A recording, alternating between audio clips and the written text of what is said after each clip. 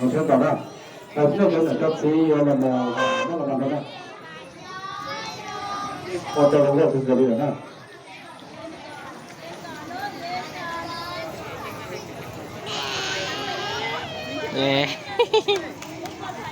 trong sáu trường rồi đó,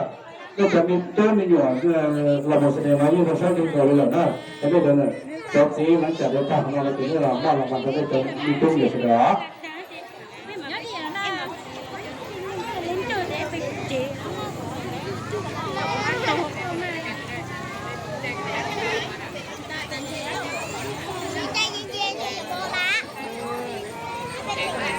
จบไปแล้วนะคะสำหรับการแสดงของเด็กๆจากโรงเรียนอบตนะคะวันนี้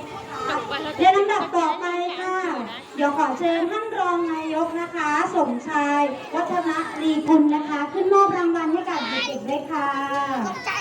ยังไม่ใช่เหรอใช่แล้วแล้วจากการน้องเราหล่อเรื่องเรามอง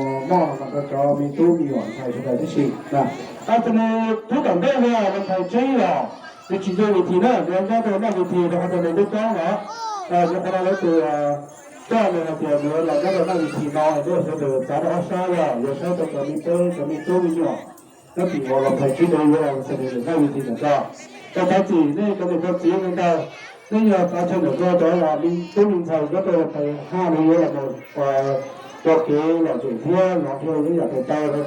để ra vị trí đó có chính nhất thì lúc đó mình hay thiếu chính là sổ ba này thế nào nó có sự hậu quả nó sự hậu quả nó có thể đâu khi thì còn là con chỉ có chặt bà thì hay cái kho là chỉ xuống mấy cái kho là cũng chỉ kho vào không có chặt bà thiếu thì có chỉ là đâu nha